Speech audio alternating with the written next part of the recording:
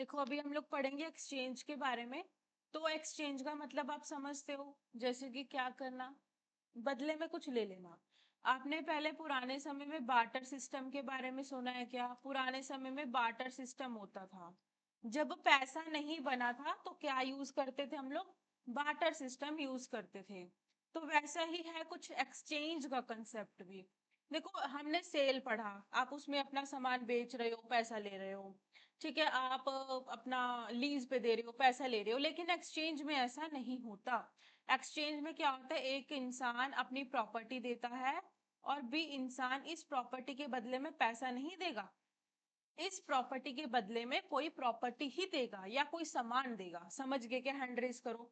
इसमें मूवेबल और इमूवेबल दोनों प्रॉपर्टीज हो सकती हैं। क्योंकि एक्सचेंज तो मान के चलो आपने मुझे अपनी प्रॉपर्टी दी, मैंने उस प्रॉपर्टी के बदले में आपको अपना आईफोन दे दिया या कुछ भी दे दिया, तो मूवेबल हो गई वो चीज। तो इसलिए आपने देखा होगा कि जब मैंने आपको लीज का चैप्टर पढ़ाया तो उसमें स्पेसिफिक मेंशन था इमूवेबल। लेकिन यहाँ पर ना ही इमूवेबल लिखा है ना ही मूवेबल लिखा है, तो मतलब कि दोनों के लिए ये है, एक्सचेंज है। तो एक्सचेंज में आप पैसा नहीं लेते हो। जैसे आपने देखा होगा कि जो छोटे बच्चे होते हैं, अब मान के चलो मैं अपना एग्जांपल देती हूँ, जैसे छोटे होते अगर मेरे को किसी का पेन या पेंसिल अच्छा लगता था तो मैं बोलती थी कि तुम मेरी पेंसिल ले लो, मेरी पेंसिल के बदले में तुम अपनी पेंसिल मेरे को दे दो, है ना? ऐसा हम करते थे ना छोटे होते। तो इसे क्या कहेंगे? इसे एक्सचेंज करना कहेंगे। हैंड रेस करो, बात समझ आई क्या? थोड़ा बहुत समझ आया क्या? है ना? अब डेफिनेशन देखो, exchange as a transactions where two person mutually transfer the ownership of one thing for the ownership of another thing. कि इसमें एक इंसान ट्रांसफर कर रहा है एक चीज को दूसरे इंसान को। जब वो ट्रांसफर कर रहा है तो उसके साथ वो क्या दे रहा है? ओनरशिप दे रहा है। और उस ओनर वो उसके पास जो प्रॉपर्टी है उसकी ओनरशिप वो सामने वाले को दे रहा है, सामने वाले की प्रॉपर्टी की ओनरशिप वो खुद ले रहा है। क्या समझ आया क्या? क्लियर है? ओनरशिप का कंसेप्ट समझ आया? कि भाई सिंपल बात है, अब मैं आपको अपना फोन दूंगी तो इसके ओनर अब आप मेरे को अपना फोन दोगे तो आपके फोन की ओनर अब मैं हो गई। क्लियर है? क्योंकि हमने सामान एक्सचेंज किया तो हम ओनर भी बदल गए ना, ओनर भी चेंज हो गए। सो अनलाइक अ सेल, कहते हैं सेल की तरह नहीं, कहते लाइक मतलब है सेल की तरह ही, लेकिन सेल नहीं है। क्योंकि सेल के अंदर क्या आता है? पैसा आता है। समझ गए? लेकिन एक्सचेंज के अंदर पैसा नहीं आता। क्या समझ गए क्या? हैंड रेज करो। बहुत सिंपल है। ठीक है, बस ये 1 मिनट का मेरे को टाइम दो।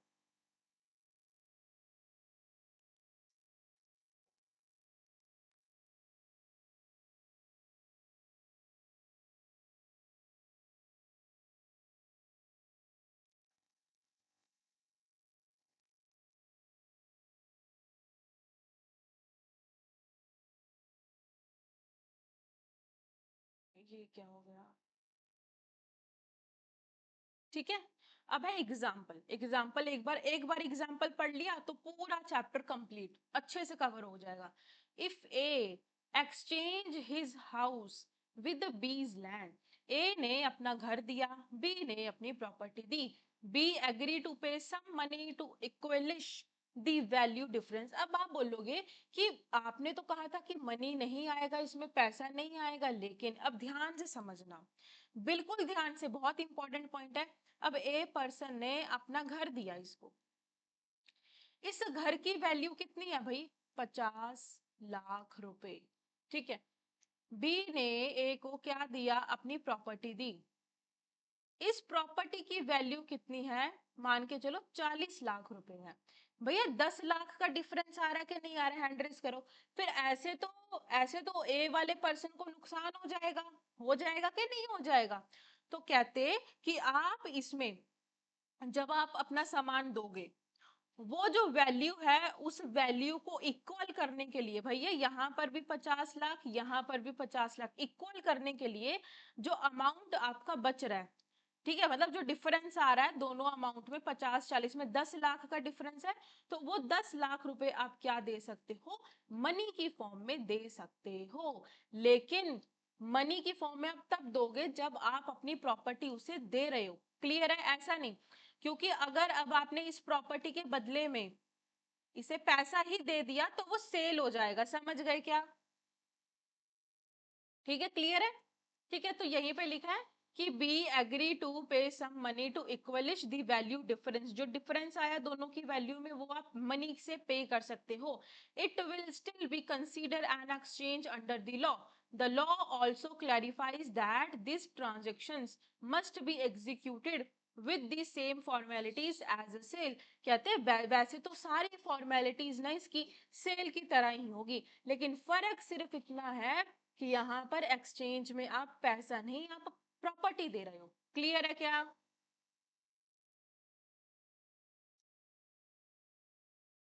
क्योंकि ऑब्वियस ही बात है, जब आप एक्सचेंज करते हो तो आप प्रॉपर्टी, सॉरी, जब आप प्रॉपर्टी को सेल करते हो तो आप करते हो ना, मतलब रजिस्ट्रेशन तो करवाओगे।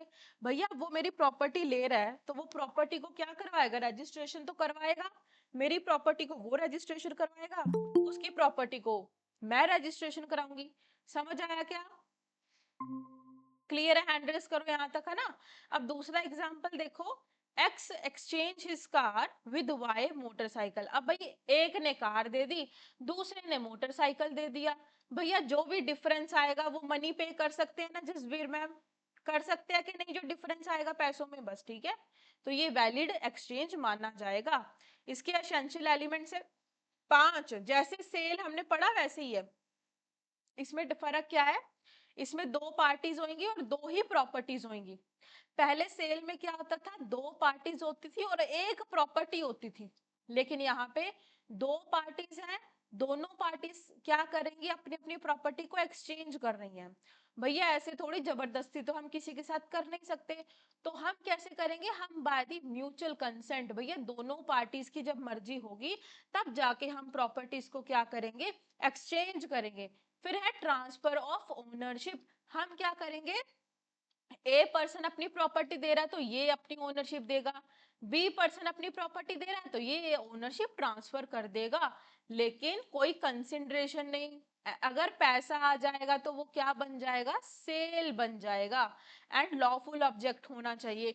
ऐसा नहीं होना चाहिए कि चलो तुम अपनी कार दे दो, मैं तुम्हें अल्कोहल दे देता हूँ, है ना, अल्कोहल ड्रग्स है, या फिर कोई भी ड्रग्स वगैरह। ठीक है, तो उसका जो भी अनलॉफुल चीज है आप उसका एक्सचेंज नहीं कर सकते, याद रखोगे कि नहीं? अनलॉफुल चीज का लॉफुल ऑब्जेक्ट होना चाहिए। क्लियर है? हैंड रेस करो। क्लियर है? हाँ। अब है फॉर्मेलिटीज ऑफ एक्सचेंज। अब फॉर्मेलिटीज, जैसे मैंने ऊपर हमने पढ़ा लीज, तो लीज सिर्फ इमूवेबल प्रॉपर्टी के लिए ही था। ठीक है, और अभी मैंने आपको बताया कि एक्सचेंज के अंदर इमूवेबल और मूवेबल दोनों प्रॉपर्टीज हो सकती है। जैसे कि कार मूवेबल है, घर इमूवेबल है, फोन मोबाइल फोन मूवेबल है ना? तो इस तरह से बहुत सारी प्रॉपर्टीज ऐसा हो सकता है कि एक पर्सन सामने वाले इंसान को इमूवेबल प्रॉपर्टी दे और सामने वाला इंसान इसको मूवेबल प्रॉपर्टी दे। भैया ये तो डिपेंड करता है, अगर वो चाहता है इसलिए वो कॉन्ट्रैक्ट हो रहा है। समझ गए क्या? हैंड रेज कर दो, समझ आई मेरी बात? अगर वो चाह रहा है इसलिए तो वो उसे मूवेबल प्रॉपर्टी दे रहा है। अब मनी इक्वलाइजेशन मैंने बताया कि जब ए और बी समान एक दूसरे को ले दे रहे हैं, इसके इसके पैसे में जो डिफरेंस आएगा, इसका सामान 50 लाख का है, ये 40 लाख है, तो भैया 10 लाख रुपए का डिफरेंस आ रहा है। तो ये 10 लाख रुपए को डिफरेंस को हटाने के लिए बी पर्सन क्या करेगा, मनी इक्वलाइजेशन करेगा, मतलब कि उसे क्या देगा, पैसा देगा जो डिफरेंस आएगा। तन्वी समझ आ रहा है कि नहीं आ रहा है? ट्राई कर रही हूँ अभी कि क्या करा रहे हो आप। अरे कुछ भी नहीं है, देखो मैंने जस्ट, आपने आपको बार्टर सिस्टम के बारे में पता है ना, इकोनॉमिक्स में पढ़ा होगा बार्टर सिस्टम, है ना? तो बार्टर सिस्टम में क्या होता था कि एक पर्सन क्या दे रहा है, सामान दे रहा है बी, और बी, क्योंकि पुराने समय में पैसा नहीं होता था, तो बी क्या दे रहा है, उसके सामान बदले में। जैसे मैंने आपको अपना फोन दिया, आपने उस फोन के बदले में मुझे लैपटॉप दे दिया। जैसे छोटे होते क्या करते थे हम लोग कि मुझे आपकी पेंसिल अच्छी लगी तो आपने मेरी पेंसिल ले ली, मैंने आपकी पेंसिल ले ली। तो यही होता है एक्सचेंज। ये एक्सचेंज आज के समय पे भी चलता है। देखो पहले तो बार्टर सिस्टम इसलिए चलता था क्योंकि पैसा नहीं होता था, समझ रहे हो? लेकिन आज के टाइम पे पैसा है, लेकिन फिर भी फिर भी क्या हो रहा है, एक्सचेंज हो सकता है। भाई हो सकता है ना कि मुझे आपका घर अच्छा लगा, आप अपना घर दे दो, आप मेरी जमीन खरीद लो, समझ गए क्या? आप इसके बदले में मेरी जमीन ले लो, सिंपल है। अब है मनी इक्वलाइजेशन, वही आ गया कि if the value of the two properties differ, money may be paid to the equalise different without the converting the transaction into sale. लेकिन वो सेल में कन्वर्ट नहीं होना चाहिए, वो क्या रहना चाहिए, वो एक्सचेंज में ही रहना चाहिए। क्या क्लियर है?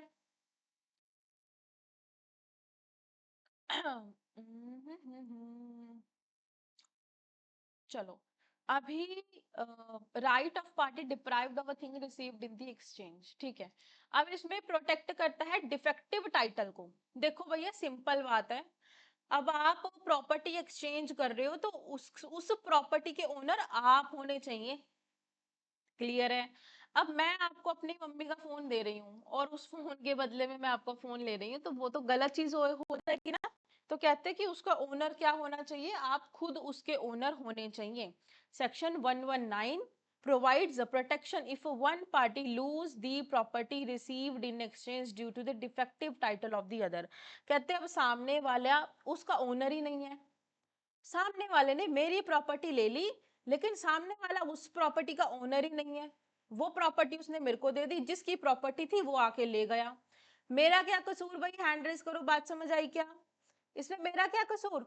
So if a party deprived of the property exchange because the other party did not have a legal right, तो यहां पर वो से क्या पे करेगा, यहां पर वो से कंपनसेशन पे करेगा, क्योंकि उसके पास लीगल राइट नहीं था।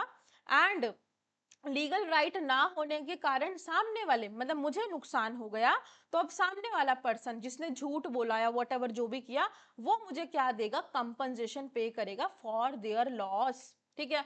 Alternatively if the property originally given is still with the other party and they are transfer without consideration, the deprived party may ask for it return। ध्यान से समझो कि मैंने तो प्रॉपर्टी उसे बिल्कुल सही दी, उसकी प्रॉपर्टी उसकी नहीं थी, किसी और की थी, जिसकी थी वो आके लेकर चला गया। भैया या तो मुझे अब पैसा दे दो मेरी प्रॉपर्टी के बदले में, या मेरी प्रॉपर्टी रिटर्न कर दो, यही, या तो कंपनसेशन दे दो या मेरी प्रॉपर्टी को रिटर्न कर दो। समझ आ गया क्या? क्लियर है? अब है 120, भैया राइट्स और लाइबिलिटीज ऑफ द पार्टीज क्या रहेगा भैया, अच्छा टाइटल दो, गुड टाइटल दो, डिफेक्टिव नहीं होना चाहिए, जो भी उसके अंदर डिफेक्ट है वो आपको पहले ही बताना पड़ेगा। आपका राइट है, अगर आपने अपनी प्रॉपर्टी दे दी है या जो भी डिफरेंस आ रहा है, ये आपका राइट है कि वो आप पैसा उससे मांग सकते हो जो प्रॉपर्टी की वैल्यू में डिफरेंस आ रहा है। Section number 120 of that VPA clarifies define the rights and the liabilities of the parties in exchange कि each party act as a seller। कहते हैं अब यहाँ पे वो नहीं है, एक्सचेंजर एक्सचेंजी नहीं है, वो वर्ड यहाँ पे यूज नहीं करते, जैसे लेसर लेसी यूज करते हैं, डोनर डोनी यूज करते हैं, यहाँ पर एक्सचेंजर एक्सचेंजी वर्ड यूज नहीं किया जाता। कहते हैं यहाँ पर दोनों ही पार्टीज क्या है, सेलर है। समझ गए क्या? भाई दोनों पार्टीज अपना सामान दे रही हैं सामने वाले को, तो each party act as a seller और each party act as a buyer. Clear है? दोनों सेलर भी होंगे, दोनों बायर भी होंगे। हैंड रेज कर दो। क्लियर है? As a seller the property is liable to insure the good title, freedom from the encumbrances of the. Simple बात इसमें कही गई है कि जिस भी प्रॉपर्टी को आप डिलीवर कर रहे हो उस प्रॉपर्टी पर किसी भी तरह का चार्ज नहीं होना चाहिए। ऐसा ना हो कि वो प्रॉपर्टी मॉर्गेज की गई हो या लीज पर ऑलरेडी दे रखी हो, तो वैसा नहीं होना चाहिए। क्लियर है क्या? मतलब बस किसी भी तरह का चार्ज नहीं होना चाहिए। अब जब आप उसे प्रॉपर्टी दे रहे हो तो आपके पास राइट है, पोजेशन का, एंजॉयमेंट का, रेमेडीज का, हर तरह का राइट है। डिफेक्टिव टाइटल नहीं होना चाहिए, मैंने कहा गुड टाइटल होना चाहिए। अगर डिफेक्टिव होगा तो ऊपर वाला सेक्शन काम में आएगा। क्लियर है क्या? हैंड रेस कर दो। हाँ। और इस एक्सचेंज को लेकर जो भी आपकी ड्यूटीज और रिस्पॉन्सिबिलिटीज बनती हैं, वो आपको क्या करना पड़ेगा, परफॉर्म करना पड़ेगा भैया। लास्ट सेक्शन है एक्सचेंज ऑफ मनी। देखो अब ये तो मैंने आपको प्रॉपर्टी के बारे में बताया, मनी के बदले में भी मनी एक्सचेंज हो सकती है, तो ये तो भाई बहुत इंपॉर्टेंट क्वेश्चन आ गया।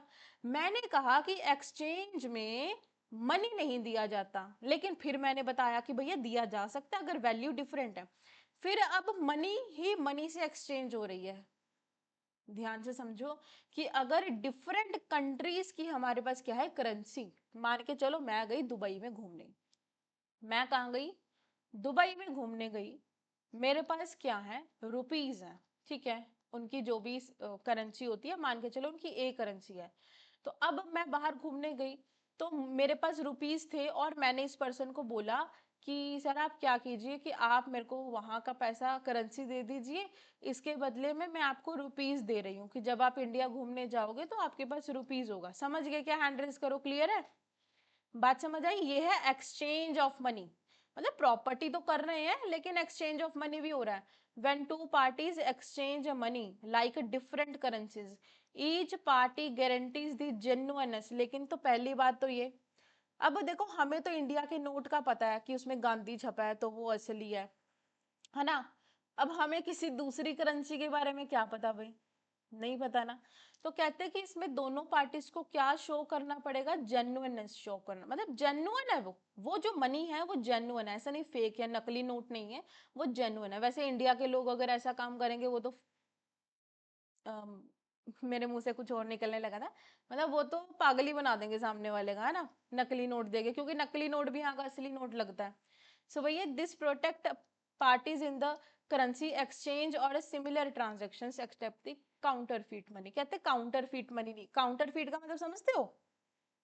जसबीर में मैंने पढ़ाया था ना, बीएनएस का 2 का 4 काउंटरफीट, सिमिलर सिमिलर जो, जैसे हाँ सेम कॉपी लगना, हाँ, मतलब सेम डुप्लीकेट सेम जो चीज लगना लगती है ना, जैसे। जैसे कि किसी चीज को मान के चलो कि तन्वी ने देखा होगा ये एक लेस का पैकेट है, एक इस तरह से लेस का पैकेट आता है, एक एक LYS, ऐसे कितने सारे लेस के पैकेट आते हैं। असली ब्रांड तो LAYS लेस का ही है, बाकी सब तो फेक है। तो मतलब कि इन्होंने क्या किया, काउंटर फीट किया, तो कहते काउंटर फीट मनी ना हो। समझ गए? मतलब नकली नकली पैसा नहीं होना चाहिए, सिंपल बात है। क्लियर है क्या? ये हमारा एक्सचेंज का कंसेप्ट कंप्लीट।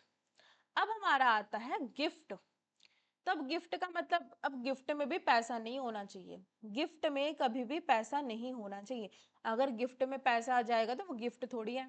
अब आपसे किसी ने पूछ लिया कि क्या गिफ्ट के अंदर पैसा आता है, नहीं आता भाई, बिल्कुल भी नहीं आता। गिफ्ट में तो आप सामने वाले से ये भी नहीं बोल सकते कि आप मुझे प्रॉपर्टी आपकी डेथ के बाद या किसी भी सिचुएशन के बाद आप ये प्रॉपर्टी मुझे वापस कर दोगे, नहीं बोल सकते, क्योंकि वो गिफ्ट है।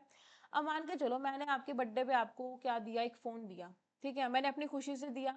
अब फिर बाद में मेरी लड़ाई हो गई, अब मैं लड़ाई के बाद आपको बोल रही हूँ चल मेरा फोन वापस कर, ऐसा होता है क्या? नहीं होता। और फिर वैसे भी कोई भी नहीं करता बाद में। तो वही होता है गिफ्ट।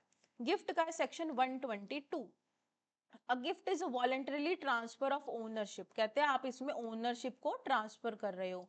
वही आएगा, दो पार्टीज, एक होगा डोनर, एक होगा डोनी, ठीक है। And donor, when the donor transfer the ownership without the compensation और consideration of a monetary value. कहते हैं जब एक डोनर क्या करेगा, बिना पैसे बिना कंसिडरेशन के किसी भी प्रॉपर्टी को ट्रांसफर करेगा with ownership. In some cases the property is involve और the parties are to living. सबसे पहली बात तो दोनों पार्टीज क्या होनी चाहिए, लिविंग हो, ठीक है। और the transfer is made only after the transferor's death. When the transfer takes place between the two living, it's said to be mutual life. And when it take after the transfers that it will okay okay, ठीक है। पहली बात है कि जब इंसान दोनों जिंदा है, जब दोनों इंसान जिंदा है तो वो प्रॉपर्टी ट्रांसफर कर रहे हैं तो ठीक है। लेकिन जब मान के चलो कि उसने कह दिया कि भैया मेरे मरने के बाद ये प्रॉपर्टी मेरे बेटे को चली जानी चाहिए या मेरे दोस्त को चली जानी चाहिए, तो वो क्या है, विल है। समझ आया क्या? हैंड रेज करो।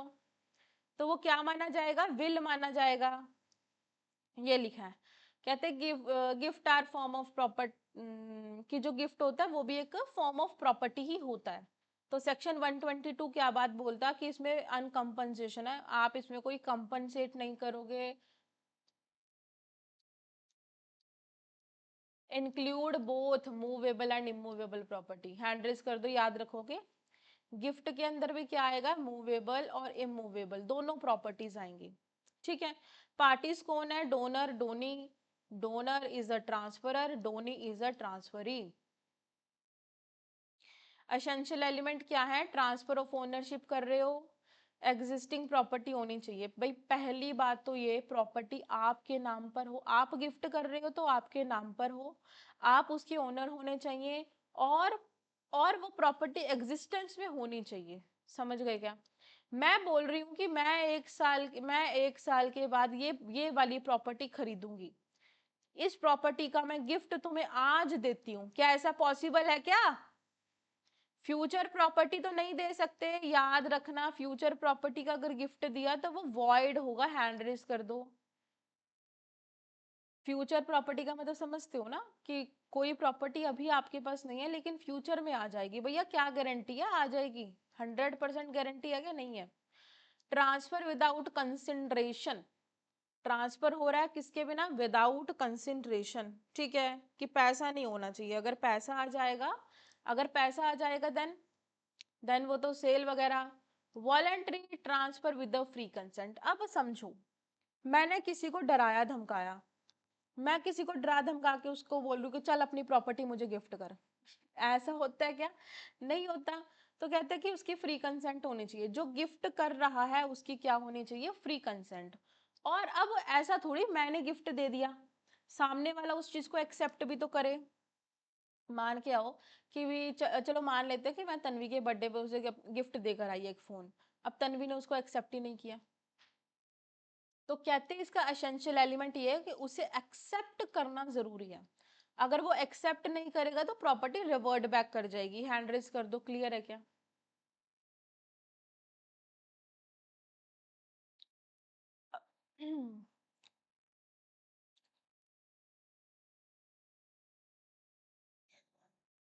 ट्रांसफर हाउ अफेक्टेड, ठीक है ठीक है ठीक है। Delivery of position alone is not sufficient.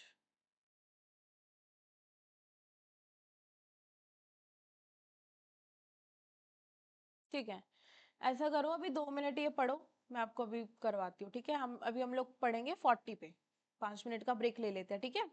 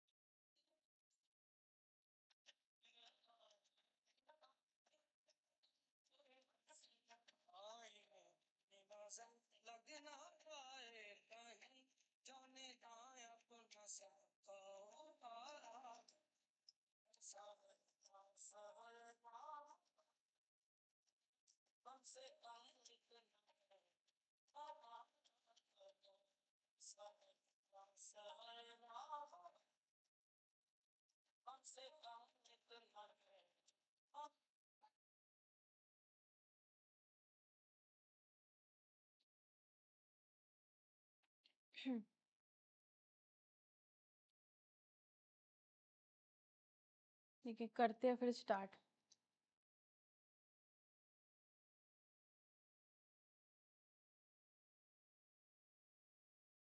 करें ना स्टार्ट, हैंड रेस कर दो। Transfer how affected specifies how a gift is made. मतलब गिफ्ट किस तरह से दिया जाएगा। अब देखो, अब गिफ्ट एक फोन का भी दिया जा सकता है, गिफ्ट एक हाउस का भी दिया जा सकता है, गिफ्ट एक प्रॉपर्टी का भी दिया जा सकता है। तो क्या करना है, किस तरह से देना है। For immovable property, immovable property की बात हो रही है। If requires a registered instrument like a gift deed, तो कहते कि भैया प्रॉपर्टी दे रहे हैं तो ऐसे थोड़ी ले जी भैया गिफ्ट, ये ले मेरी प्रॉपर्टी गिफ्ट, बाद में मुकर जाए तो क्या करेंगे। कहते आपको क्या करना पड़ेगा, उसे रजिस्टर कराना पड़ेगा, प्लस आपको गिफ्ट डीड बनवानी पड़ेगी। क्लियर है क्या। गिफ्ट डीड का मतलब समझते हो ना, एक डॉक्यूमेंट जिसमें दोनों पार्टीज के साइन होते हैं। Signed by the donor and at least to witness क्या होने चाहिए, प्रेजेंट होने चाहिए। ये ऐसा गिफ्ट डीड में लिखा जाता है। जैसे जैसे आप लोग ड्राफ्टिंग का सब्जेक्ट पढ़ोगे ना, अभी आपके पास आया नहीं होगा, ड्राफ्टिंग प्लीडिंग आएगा ना, तो ड्राफ्टिंग प्लीडिंग में तो आपको हर तरह की डीड बनानी है, sale deed, gift deed, exchange deed, lease deed, सब डीड आएगी। तो इसमें क्या है, हर एक उसमें आपको एटलीस्ट क्या चाहिए, एटलीस्ट आपको क्या चाहिए, दो विटनेसेस चाहिए जिसके सामने आप एक गिफ्ट क्या है दे रहे हो। अब है for movable property, movable property के लिए क्या करेंगे, रजिस्टर्ड इंस्ट्रूमेंट करवा लो। गिफ्ट डीड करवाने की जरूरत नहीं है, क्योंकि एक मोबाइल फोन है, लैपटॉप है, या कोई भी ऐसी चीज, छोटी मोटी कार हो गई, तो कहते बस आप उसे रजिस्टर्ड इंस्ट्रूमेंट में एक लिखवा लो और फिर काम आपका चल जाएगा। क्लियर है क्या। तो फॉर इमूवेबल प्रॉपर्टी लैंड और house, a gift must be made through a registered instrument. This instrument this instrument must be signed by the donor और ऑन द बिहाफ। ठीक है कि भैया उसके बिहाफ पे आप दे रहे हो प्रॉपर्टी, दो विटनेसेस होने चाहिए। वही सेम बात यहाँ पर भी लिखी गई है कि गिफ्ट कंप्लीट करने के लिए आपको रजिस्टर्ड इंस्ट्रूमेंट को बनवाना पड़ेगा। विटनेसेस अगर चाहो तो रख लो, नहीं चाहिए तो मत मत रखो भाई, कोई दिक्कत वाली बात नहीं है, क्योंकि इसमें मूवेबल प्रॉपर्टी में इतना हमें जरूरत नहीं पड़ता। Delivery of possession alone is not sufficient, कहते सिर्फ सिर्फ पोजेशन दे देने से, सिर्फ पोजेशन दे देने से गिफ्ट नहीं माना जाएगा।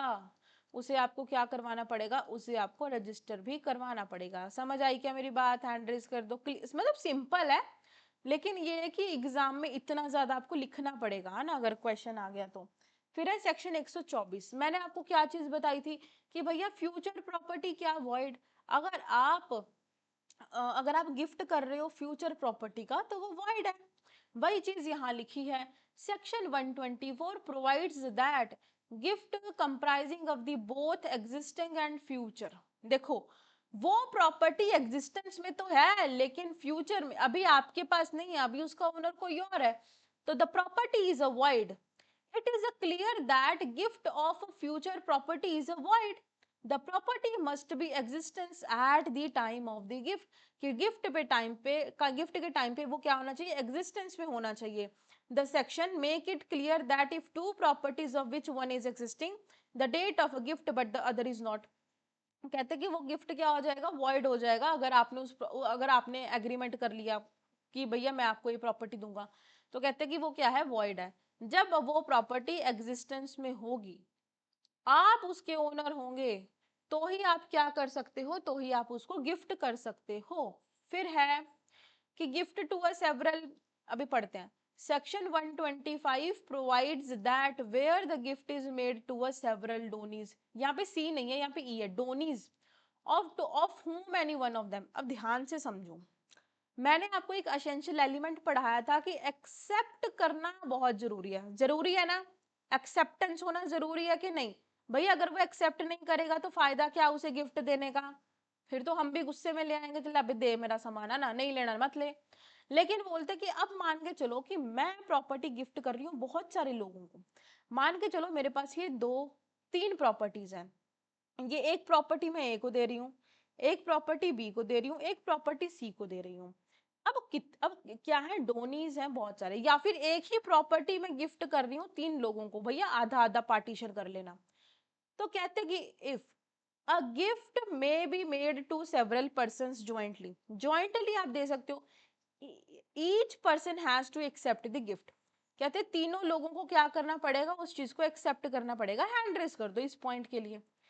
अभी ज्वाइंटली आप ये वाला नहीं, एक ही प्रॉपर्टी आप दे रहे हो तीन लोगों को, एक्सेप्ट करना पड़ेगा। अब यहाँ पे क्वेश्चन पूछ लिया गया कि अगर ए पर्सन ने मना कर दिया मुझे नहीं लेना, तो क्या बी और सी का वॉइड हो जाएगा क्या? जी नहीं, इसका वॉइड नहीं होगा। If some of them does not accept then gift is void as to the his part only, the gift to others who accept is stands valid। Clear है क्या? मतलब इतनी इंग्लिश तो आती होगी, क्या लिखा है कि भैया जिसने एक्सेप्ट कर ली उसे प्रॉपर्टी मिल जाएगी, जिसने बोल दिया मुझे नहीं चाहिए, जिसने मना कर दिया, उसके लिए उसके बिहाफ पर वो क्या हो जाएगा, गिफ्ट वॉइड मान लिया जाएगा। क्या क्लियर है? तन्वी आपको समझ आया? हाँ।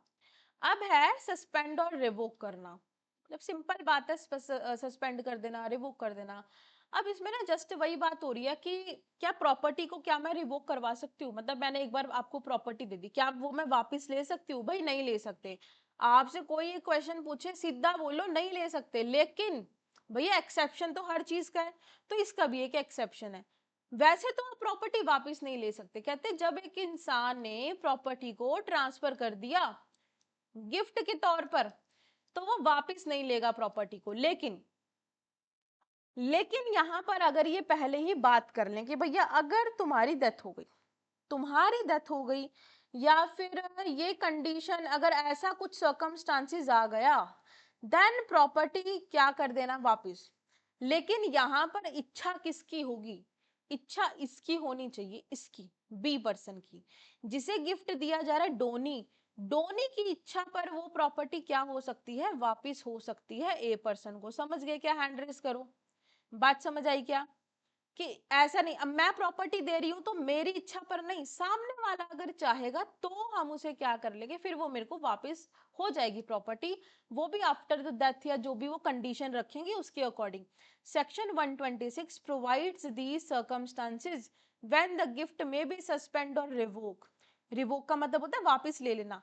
इट लेस डाउन दी दो मेथड उन्होंने बताए रेवोकेशन ऑफ गिफ्ट के। Revocation by the mutual agreement, hand raise कर दो। रेवोकेशन कैसे हो रहा है? By the mutual agreement.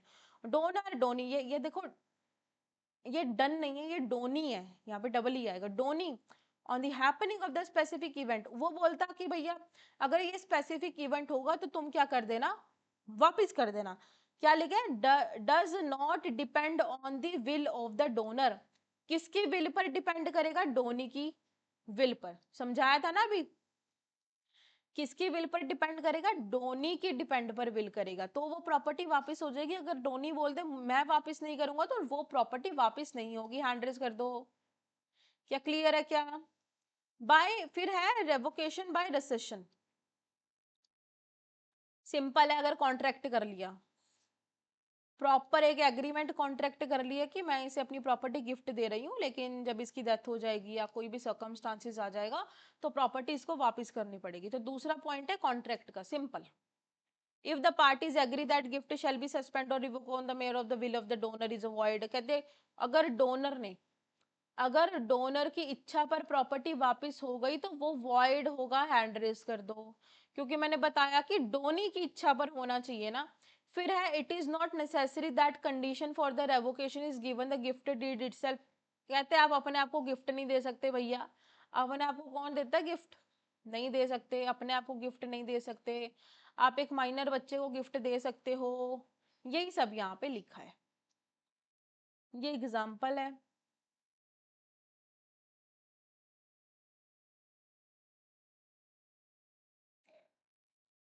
कहते कि आप रिवोक करवा सकते हो, मतलब प्रॉपर्टी वापस ले सकते हो सिर्फ इन पॉइंट्स पर, इसके अलावा आप किसी भी तरह से क्या नहीं ले सकते। यहाँ लिखा है कि can not be revoked on any other ground, किसी अदर ग्राउंड पर आप प्रॉपर्टी को वापस नहीं ले सकते। समझ आ गया क्या?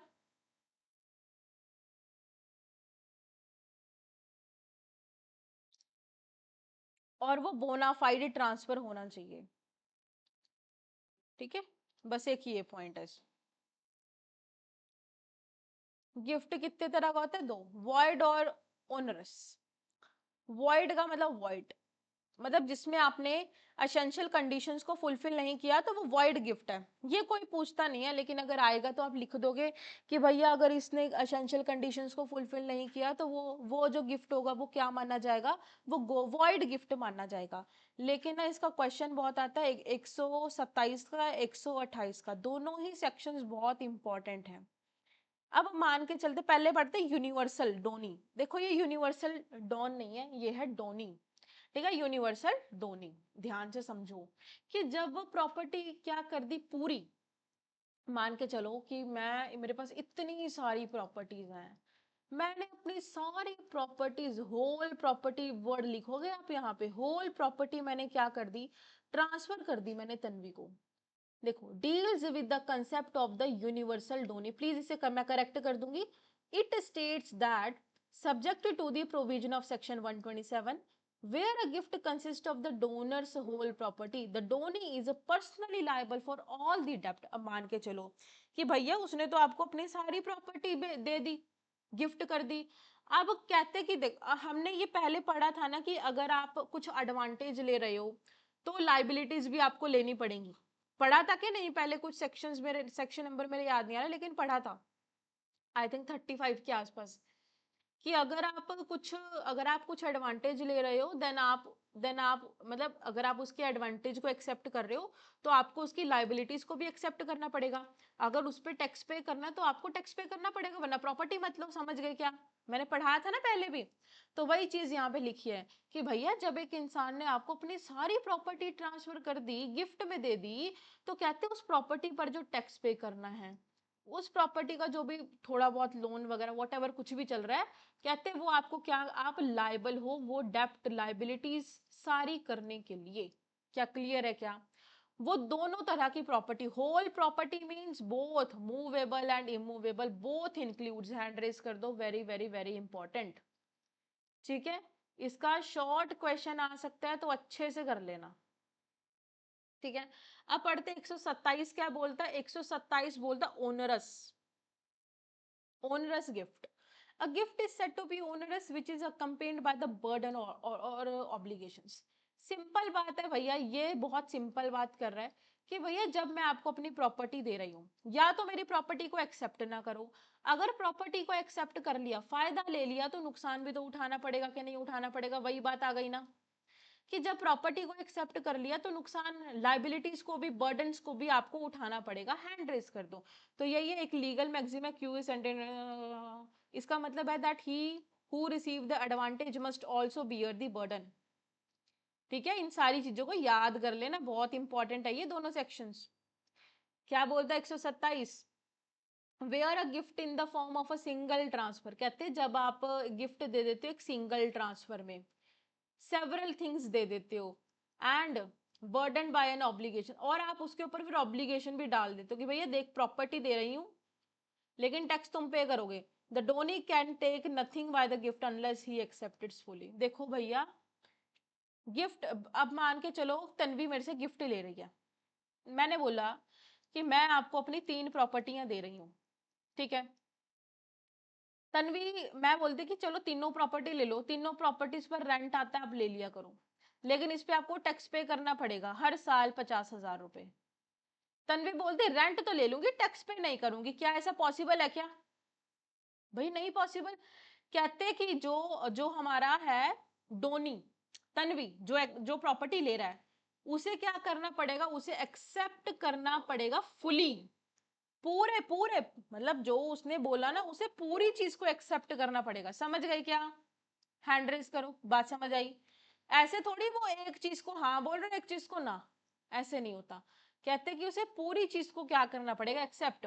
where a gift is in the form of two or more separate independent transfer, same person of a several things, that donee is a liberty to accept one of them. अब मान के चलो ए पर्सन एक ये property दे रहा है, एक ये प्रॉपर्टी दे रहा है, एक ये प्रॉपर्टी दे रहा है, किसको? तन्वी को।